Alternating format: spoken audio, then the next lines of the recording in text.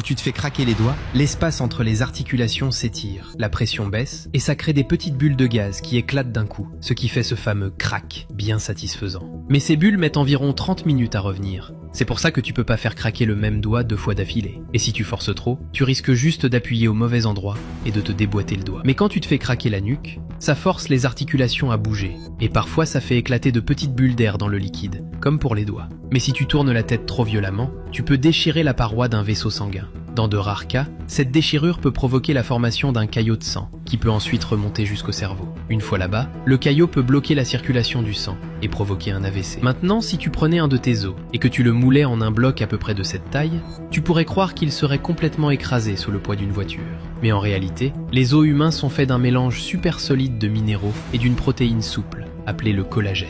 Et grâce à ça, un seul petit cube d'os d'environ 2,5 cm de côté peut supporter le poids de presque 5 voitures normales.